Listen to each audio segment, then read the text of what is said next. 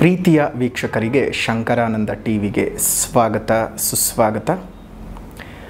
ಇವತ್ತಿನ ವಿಡಿಯೋನಲ್ಲಿ ಏಪ್ರಿಲ್ ತಿಂಗಳ ಮಾಸ ಭವಿಷ್ಯ ಯಾವ ರೀತಿಯಾಗಿದೆ ಅನ್ನುವಂತಹ ಮಾಹಿತಿಯನ್ನು ತಿಳ್ಕೊಳ್ಳೋಣ. ಅದಕ್ಕಿಂತ ಮುಂಚಿತವಾಗಿ ಯಾರಾದರೂ ಶಂಕರಾನಂದ ಟಿವಿ ಯೂಟ್ಯೂಬ್ ವಾಹಿನಿಯನ್ನು ಸಬ್ಸ್ಕ್ರೈಬ್ ಮಾಡ್ಕೊಂಡಿಲ್ಲ ಅಂದರೆ ಸಬ್ಸ್ಕ್ರೈಬ್ ಮಾಡ್ಕೊಳ್ಳಿ. ಇನ್ಸ್ಟಾಗ್ರಾಮ್ ಪೇಜ್ ಮತ್ತು ಫೇಸ್ಬುಕ್ ಪೇಜ್ಗಳನ್ನು ಫಾಲೋ ಮಾಡ್ತಾ ಇಲ್ಲ ಅಂದರೆ ಫಾಲೋ ಮಾಡಿ. ಅದರಿಂದ ನೆಕ್ಸ್ಟ್ ಅಪ್ಲೋಡ್ ಮಾಡುವಂತಹ ವಿಡಿಯೋಗಳು ನಿಮಗೆ ನೋಟಿಫಿಕೇಷನ್ನ ಮುಖಾಂತರ ಬಂದು ತಲುಪತ್ತೆ. ಹೊಸ ಹೊಸ ಮಾಹಿತಿಗಳನ್ನು ತಿಳ್ಕೊಳ್ಳೋದಕ್ಕೆ ಸಾಧ್ಯವಾಗುತ್ತೆ ಅಂತ ತಿಳಿಸ್ತಾ, ಈ ಒಂದು ಏಪ್ರಿಲ್ ತಿಂಗಳಲ್ಲಿ ಬದಲಾವಣೆ ಆಗುವಂತಹ ಗ್ರಹಗಳ ಬಗ್ಗೆ ಮಾಹಿತಿ ನೋಡೋಣ. ಮೊದಲನೇದಾಗಿ 2ನೇ ತಾರೀಕು 4ನೇ ತಿಂಗಳು 2025ಕ್ಕೆ ಕಟಕ ರಾಶಿಗೆ ಕುಜ ಪ್ರವೇಶ ಮಾಡ್ತಾ ಇದ್ದಾನೆ. ಅದೇ ರೀತಿಯಾಗಿ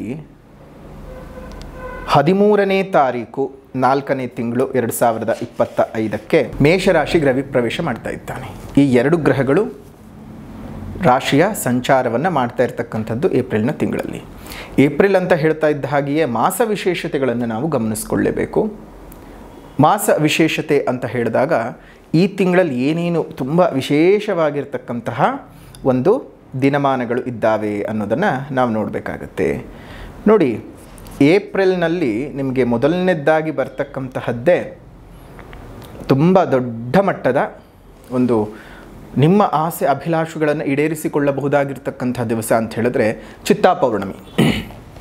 ಚೈತ್ರ ಮಾಸದ ಪೌರ್ಣಮಿ ಚಿತ್ತಾ ಪೌರ್ಣಮಿ. ಆ ಚಿತ್ತಾ ಪೌರ್ಣಮಿ ದಿವಸ ನಡೆಯುವಂತಹ ವಿಶ್ವವಿಖ್ಯಾತ ಕರಗ ಮಹೋತ್ಸವ, ಬೆಂಗಳೂರು ಕರಗ ಮಹೋತ್ಸವ. ಹಲವು ಕಡೆ ಹಲವು ಭಾಗಗಳಲ್ಲಿ ಕರಗ ಮಹೋತ್ಸವಗಳು ನಡೆಯುತ್ತವೆ. ಆದರೆ ಬೆಂಗಳೂರಿನ ಈ ವಿಶೇಷ ಭಾಗದಲ್ಲಿ ನಡೆಯುವಂತಹ ದ್ರೌಪದಮ್ಮನವರ ಕರಗ ಇಡೀ ವಿಶ್ವದಲ್ಲೇ ವಿಖ್ಯಾತಿಯನ್ನು ಪಡೆದಿರುವಂತಹದ್ದು. 12ನೇ ತಾರೀಕು ನಡೆಯುತ್ತೆ. ಜೊತೆಗೆ ಅವತ್ತು ನೀವು ಸಮುದ್ರ ಸ್ನಾನಗಳನ್ನು ಮಾಡಿ ನಿಮ್ಮ ಮನಸ್ಸಿನ ಕೋರಿಕೆಗಳನ್ನು ದೇವರ ಬಳಿ ಹೇಳಿ ಸಮುದ್ರದಲ್ಲಿ ದೀಪವನ್ನು ತೇಲಿಬಿಟ್ಟದ್ದೇ ಆದರೆ ನಿಮ್ಮ ಮನಸ್ಸಿನ ಇಷ್ಟಾರ್ಥಗಳು ಈಡೇರಿಕೆ ಆಗ್ತದೆ. ಇದು 12ನೇ ತಾರೀಕು ಶನಿವಾರದ ದಿವಸ ಬರುವಂತಹ ಶನಿ ಪೌರ್ಣಮಿ ಚಿತ್ತಾ ಪೌರ್ಣಮಿ. ಅದಾದ ನಂತರ ಇರ್ತಕ್ಕಂತಹದ್ದೇ ಇನ್ನು ವಿಶೇಷವಾಗಿ ನಮಗೆ 14ನೇ ತಾರೀಕು ಸೌರ ಯುಗಾದಿ ಇದೆ.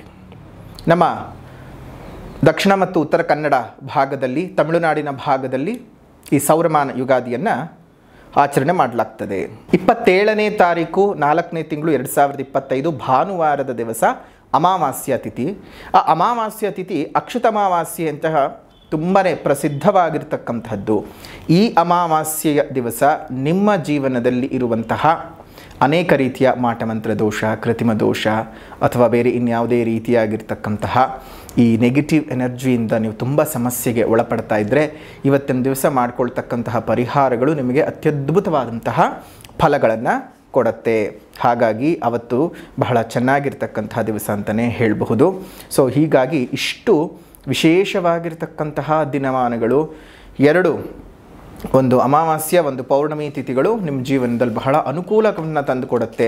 ಒಳ್ಳೆ ರೀತಿಯಾದ ಬೆಳವಣಿಗೆಯನ್ನು ನೀವು ಮಾಡಿಕೊಳ್ಳೋದಕ್ಕೆ ಅವತ್ತೇನಾದರೂ ಕೆಲಸ ಕಾರ್ಯಗಳಿಗೆ ಕೈ ಹಾಕೋದ್ರಿಂದ ತುಂಬಾ ಒಳ್ಳೆಯ ಫಲಗಳನ್ನು ನೀವು ನಿರೀಕ್ಷೆ ಮಾಡಬಹುದು. ಸೊ ಹಾಗಾಗಿ ಯೋಚನೆ ಮಾಡದೆ ಕೈ ಹಾಕಿ ಬಹಳ ಅನುಕೂಲತೆಗಳನ್ನು ಪಡ್ಕೊಳ್ಳೋಕೆ ಸಾಧ್ಯ ಇದೆ. ಶುಭವಾಗಲಿ.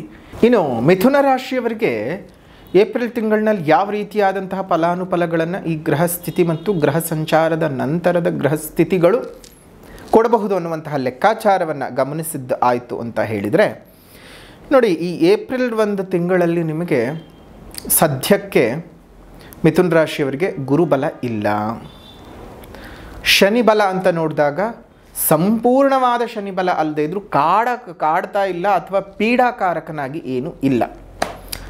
ಬೇರೆ ಗ್ರಹಗಳ ಸ್ಥಿತಿಗತಿಗಳನ್ನು ನೋಡೋದಾಯಿತು ಅಂತ ಹೇಳಿದ್ರು ಸಹ ಅಂತಹ ಹಿಂಸೆ ಕೊಡ್ತಕ್ಕಂತಹ ಕ್ರೂರ ಗ್ರಹಗಳ ಕಾಟಗಳು ಮಿಥುನ ರಾಶಿಯವರಿಗೆ ಈ ಒಂದು ತಿಂಗಳಲ್ಲಿ, ಈ ಒಂದು ಮಾಸದಲ್ಲಿ ಇಲ್ಲ.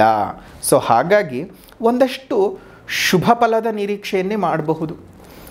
ಕೆಲಸ ಕಾರ್ಯವಿಲ್ಲದೆ ಒದ್ದಾಡ್ತಾ ಇದ್ದಂತಹ ನಿರುದ್ಯೋಗಿಗಳಿಗೆ ಈ ಒಂದು ತಿಂಗಳಲ್ಲಿ ಒಂದಿಷ್ಟು ನಿಮ್ಮ ವಿದ್ಯಾಭ್ಯಾಸದ ಅನುಸಾರ ಕೆಲಸ ಕಾರ್ಯಗಳು ಸಿಗ್ತಕ್ಕಂತಹದ್ದು ಆಗಿರುತ್ತೆ. ಅಂದರೆ ಸಂಬಳಗಳ ವಿಚಾರ ಅಂತ ಬಂದಾಗ ಅಷ್ಟಕ್ಕಷ್ಟೇ. ಕೆಲಸ ನಿಮ್ಮ ಇಷ್ಟದ ಕೆಲಸ, ಸಂಬಳ ನಿಮ್ಮ ಇಷ್ಟದ ಸಂಬಳ ಆಗಿರೋದಿಲ್ಲ. ಮೇಲಧಿಕಾರಿಗಳಿಂದ ಅಂತಹ ತೀವ್ರತರವಾದ ಒತ್ತಡಗಳ ಏನು ನಿಮಗೆ ಈ ತಿಂಗಳಲ್ಲಿ ನಡೆಯೋದಿಲ್ಲ, ಅಂದರೆ ಬರೋದಿಲ್ಲ. ಏನೋ ಒಂದು ರೀತಿ ಪ್ರೆಷರ್ ಹಾಕುವಂಥದ್ದು, ಕೆಲಸ ಕಾರ್ಯಗಳಲ್ಲಿ ಏನೋ ಮಾಡಿ ಅಂತ ಅನ್ನೋದು ಆ ರೀತಿಯಾಗೇನೂ ಬರೋದಿಲ್ಲ. ಒಂದಿಷ್ಟು ಉತ್ತಮವಾದ ಧನಲಾಭದ ನಿರೀಕ್ಷೆಯನ್ನು ನೀವು ಮಾಡ್ಕೋಬೋದು ಈ ತಿಂಗಳು ಒಂದು ಸ್ವಲ್ಪ ನಿಮಗೆ ಆದಾಯದಲ್ಲಿ ಏರಿಕೆ ಎಲ್ಲ ಇರ್ತಕ್ಕಂಥದ್ದು. ವಾದ ವಿವಾದಗಳಲ್ಲಿ ಒಂದಿಷ್ಟು ಹೆಸರನ್ನು ಕೆಡಿಸ್ಕೊಳ್ತೀರಾ, ಹುಷಾರು. ಎಲ್ಲೂ ವಾದ ಮಾಡೋಕ್ಕೆ ಹೋಗಬೇಡಿ, ನಿಮ್ಮ ಪರವಾಗಿ ನೀವು ನಿಂತ್ಕೊಳ್ಳೋದಕ್ಕೆ ಹೋಗಬೇಡಿ. ಸಮಯ ಸಂದರ್ಭದ ಅನುಸಾರವಾಗಿ ನೀವು ಏನು ಮಾಡಬೇಕು ಅಂತ ಹೇಳಿದ್ರೆ ಒಳ್ಳೆ ರೀತಿಯಾಗಿರ್ತಕ್ಕಂತಹ ಯೋಚನೆಯನ್ನು ಮಾಡ್ಕೊಂಡು ಇದು ಮಾಡಿದ್ರೆ ಸರಿನಾ ತಪ್ಪ 10 ಸಲ ಯೋಚನೆ ಮಾಡಿ ಒಂದು ಡಿಸಿಷನ್ಸ್ಗಳನ್ನು ತೆಗೆದುಕೊಳ್ಳಿ. ನಿಮ್ಮ ವಿರೋಧಿಗಳಿಗೆ, ನಿಮ್ಮನ್ನು ಟೀಕಿಸುವಂತಹವರಿಗೆ ಈ ಒಂದು ತಿಂಗಳಲ್ಲಿ ಒಂದಿಷ್ಟು ಅವ್ರಿಗೊಂದು ಸ್ವಲ್ಪ ಮುಖಭಂಗ ಕಾದಿರುತ್ತೆ, ಅಷ್ಟೊಂದು ಚೆನ್ನಾಗಿರೋದಿಲ್ಲ. ಮನಸ್ಸಿಗೊಂದಿಷ್ಟು ಸಂತೋಷಮಯವಾದ ವಾತಾವರಣ ಏಪ್ರಿಲ್ ತಿಂಗಳಲ್ಲಿ ಇರ್ತಕ್ಕಂಥದ್ದು ಯಾರಿಗೆ? ನಮ್ಮ ಮಿಥುನ ರಾಶಿಯವರಿಗೆ. ಏಪ್ರಿಲ್ ತಿಂಗಳಲ್ಲಿ ಈ ಹೊಸದಾಗಿ ಏನಾದರೂ ಹೂಡಿಕೆ ಮಾಡ್ಕೋಬೇಕು ಅಂದರೂ ಹೂಡಿಕೆ ಮಾಡ್ಕೊಳ್ಳಿ, ಅನುಕೂಲತೆಗಳಾಗುತ್ತೆ.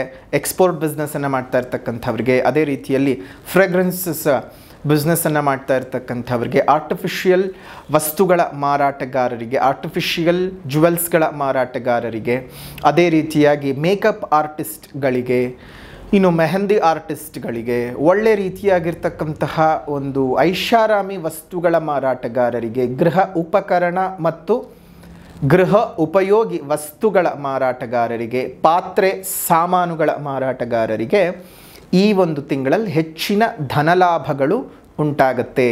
ಇನ್ನು ವಿದ್ಯಾರ್ಥಿಗಳ ಜೀವನ ಹೇಗಿರುತ್ತೆ ಅಂತ ನೋಡೋದಾಯಿತು ಅಂತ ಹೇಳಿದ್ರೆ, ವಿದ್ಯಾರ್ಥಿಗಳ ಜೀವನ 6ಕ್ಕೂ ಹೋಗದ 3ಕ್ಕೂ ಇಳಿಯದ ಪರಿಸ್ಥಿತಿ. ಅಂದರೆ ನಿಮಗೇನು ಒಳ್ಳೆಯದು ಕೆಟ್ಟದ್ದು ಏನಿಲ್ಲ, ಸಾಮಾನ್ಯವಾಗಿ ಹೇಗೆ ಇಷ್ಟು ದಿನ ಹೇಗೆ ನಡೀತಿತ್ತು ಇನ್ನು ಮುಂದಕ್ಕೂ ಹಾಗೆ ನಡ್ಕೊಂಡು ಹೋಗುತ್ತೆ. ಸ್ವಲ್ಪ ಕಷ್ಟಪಟ್ಟು ಓದಬೇಕು. ಏನಾದರೂ ಎಕ್ಸಾಮು ಅದು ಇದು ನಡೀತಾ ಇತ್ತು ಅಂತ ಹೇಳಿದ್ರೆ ಸ್ವಲ್ಪ ಕಷ್ಟಪಟ್ಟು ಓದಿ. ಇನ್ನು ಹೈಯರ್ ಸ್ಟಡೀಸನ್ನು ಮಾಡ್ಕೊಳ್ಬೇಕು ಅಂತ ಅಂದ್ಕೊಂಡಿರ್ತಕ್ಕಂಥ ವಿದ್ಯಾರ್ಥಿಗಳಿಗೆ ಒಳ್ಳೆ ವಾತಾವರಣ ಇದೆ. ಏನಾದರೂ ಬೇರೆ ದೇಶಗಳಿಗೆ ಹೋಗಬೇಕು, ಬೇರೆ ದೇಶಗಳಲ್ಲಿ ಕೆಲಸ ಕಾರ್ಯಗಳನ್ನು ಮಾಡ್ಕೊಳ್ಬೇಕು ಅಂತ ಅಂದ್ಕೊಂಡ್ರೆ ಈ ಒಂದು ತಿಂಗಳಲ್ಲಿ ನೀವು ಕೈ ಹಾಕಿ ಅನುಕೂಲಗಳು ಜಾಸ್ತಿ ಆಗುತ್ತೆ. ಸೊ ಶುಭವಾದ ವಾತಾವರಣ. ಒಂದು ಹಂತದ ವಿದ್ಯಾರ್ಥಿಗಳಿಗೆ, ಇನ್ನೊಂದು ಹಂತದ ವಿದ್ಯಾರ್ಥಿಗಳಿಗೆ ಸಾಧಾರಣವಾದ ಫಲ. ಇನ್ನು ಆರ್ಥಿಕತೆಯ ವಿಚಾರ ಅಂತ ಬಂದಾಗ ಆರ್ಥಿಕ ಮೂಲಗಳು ಒಂದಷ್ಟು ಹೆಚ್ಚಿಗೆ ಆಗುತ್ತೆ, ಒಂದಿಷ್ಟು ಕ್ರೋಢೀಕರಣವೂ ಆಗುತ್ತೆ. ವ್ಯಯ ಸ್ವಲ್ಪ ಕಡಿಮೆ ಅಂತಲೇ ಹೇಳಬಹುದು ಈ ತಿಂಗಳಲ್ಲಿ ಮಿಥುನ ರಾಶಿಯವರಿಗೆ. ಇನ್ನು ಕೆಲಸ ಕಾರ್ಯಗಳಲ್ಲಿ ಇರ್ತಕ್ಕಂಥವ್ರಿಗೆ ಒಂದಷ್ಟು ಜವಾಬ್ದಾರಿಗಳು ಜಾಸ್ತಿ ಆಗ್ತಕ್ಕಂಥದ್ದು, ಅದರಿಂದ ಒಂದಷ್ಟು ಕಿರಿಕಿರಿಗಳು ಸಹ ಸಾಮಾನ್ಯವಾಗಿ ಉತ್ಪತ್ತಿ ಆಗುತ್ತೆ. ಏನು ಮಾಡೋಕ್ಕಾಗುತ್ತೆ, ಜವಾಬ್ದಾರಿ ನಿಮ್ಮನ್ನು ನಂಬಿಕೊಟ್ಟಿರ್ತಾರೆ, ಅದನ್ನು ಕಾಪಾಡ್ಕೊಳ್ಳಿ ಅಂತ ಹೇಳಬೇಕಾಗತ್ತೆ ಅಷ್ಟೇ. ಹೆಂಡತಿ ಮಕ್ಕಳೊಟ್ಟಿಗಿದ್ದಂತಹ ಕಲಹಗಳು ದೂರ ಆಗುತ್ತೆ. ಮತ್ತು ಏನಾದರೂ ಕೋರ್ಟು ಕಚೇರಿಕೆ ಅವ್ಯಾಜ್ಯಗಳೇನಾದರೂ ಇತ್ತು ಅಂದರೂ ಈ ಒಂದು ತಿಂಗಳಲ್ಲಿ ಅದು ಬಗೆಹರಿದು ಹೋಗುತ್ತೆ. ಒಂದಷ್ಟು ಸಂತೋಷದ ಹರ್ಷದಾಯಕವಾದ ಘಟನೆಗಳು ನಿಮ್ಮ ಬದುಕಿನಲ್ಲಿ ಈ ಒಂದು ತಿಂಗಳಲ್ಲಿ ನಡೆಯುತ್ತೆ. ಇನ್ನು ಸ್ನೇಹಿತರೊಟ್ಟಿಗೆ ಮಾಸಾಂತ್ಯದಲ್ಲಿ ಒಂದಿಷ್ಟು ಕಿರಿಕಿರಿಗಳ ಅನುಭವಗಳು ಉಂಟಾಗುತ್ತೆ. ಒಂದಷ್ಟು ಹಣಕಾಸುಗಳನ್ನು ಖರ್ಚು ಮಾಡಿಕೊಳ್ಳುತ್ತೀರಾ.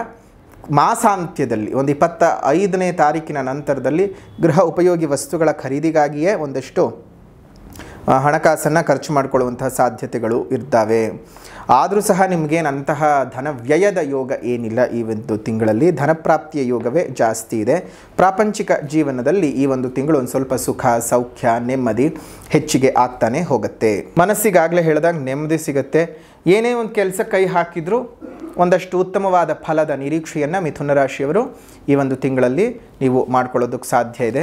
ಅತ್ಯುತ್ತಮವಾದ ಫಲಿತಾಂಶಗಳನ್ನು ನೀವು ನೋಡಬಹುದು ಈ ಒಂದು ತಿಂಗಳಲ್ಲಿ. ಜೊತೆಗೆ ಗುರುಬಲವನ್ನು ನೀವು ಕಳ್ಕೊಳ್ತಿದ್ದೀರಾ ಮೇ 14ನೇ ತಾರೀಕು. ಈಗಲೂ ಏನು ಗುರುಬಲ ಇಲ್ಲ, ಅನಂತರ ಜನ್ಮಕ್ಕೆ ಗುರು ಬರ್ತಾನೆ. ಜನ್ಮಕ್ಕೆ ಗುರು ಬರೋದರಿಂದ ಜನ್ಮಗುರು ನರೋ ದುಃಖಂ, ಹಲವಷ್ಟು ದುಃಖಗಳನ್ನು ತಂದುಕೊಟ್ಬಿಡುವಂತಹ ಸಾಧ್ಯತೆಗಳಿದ್ದಾವೆ. ಆ ದುಃಖಗಳ ನಿವಾರಣೆಗಾಗಿ ಏನು ಮಾಡಬೇಕಾಗತ್ತೆ ಅಂತ ಹೇಳಿದ್ರೆ, ಮೊದಲನೇದಾಗಿ ಗುರು ಮಹಾಯಾಗದಲ್ಲಿ ನಿಮ್ಮ ಹೆಸರಿನಲ್ಲಿ ನೋಂದಣಿ ಮಾಡಿಕೊಳ್ಳಿ. ಗುರು ಬದಲಾವಣೆ ಆಗ್ತಾ ಇರತಕ್ಕಂತಹ ಆ ದಿನದಂದೇ ವಿಶೇಷವಾಗಿ ಯಾಗವನ್ನು ಮಾಡ್ತಾ ಇದ್ದೇವೆ. ಆ ಯಾಗದ ನಂತರದಲ್ಲಿ ನಿಮ್ಗೆ ಕೊಡ್ತಕ್ಕಂತಹ ಗುರುವಿನ ಶ್ರೀರಕ್ಷೆಯನ್ನು ಕಟ್ಕೋಬೇಕು. ಮತ್ತು ಅಕ್ಷತಾ ಪ್ರಸಾದವನ್ನು ನೀವೇನು ಮಾಡಬೇಕು ಅಂತ ಹೇಳಿದ್ರೆ, ನಿಮ್ಮ ಮನೆಯಲ್ಲಿ ಇಟ್ಕೊಂಡು ಪ್ರತಿನಿತ್ಯ ಅದಕ್ಕೆ ಪೂಜೆಯನ್ನು ಮಾಡ್ತಾ ಹೋಗಬೇಕು.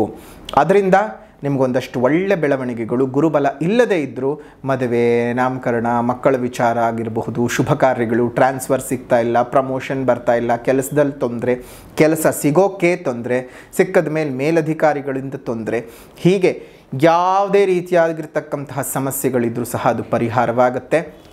ಯೋಚನೆ ಮಾಡುವಂಥ ಅವಶ್ಯಕತೆ ಇಲ್ಲ. ನಿಮ್ಮೆಲ್ಲರಿಗೂ ಸಹ ಒಳ್ಳೆಯದಾಗಲಿ. ಗುರು ಮಹಾಯಾಗದಲ್ಲಿ ನಿಮ್ಮ ಹೆಸರಿನಲ್ಲಿ ಬುಕ್ ಮಾಡ್ಕೊಳ್ಳಿ ಅಂತ ಹೇಳ್ತಾ, ಮೇ 14ನೇ ತಾರೀಕು ನಡೆಯುತ್ತೆ. ಮೇ ತಿಂಗಳ ಮಾಸ ಭವಿಷ್ಯ ಬರೋ ಸಂದರ್ಭಕ್ಕೆ ಯಾವ ಜಾಗ, ಎಲ್ಲಿ, ಏನು ಆ ಮಾಹಿತಿಯನ್ನೆಲ್ಲ ಕೊಡ್ತೀವಿ.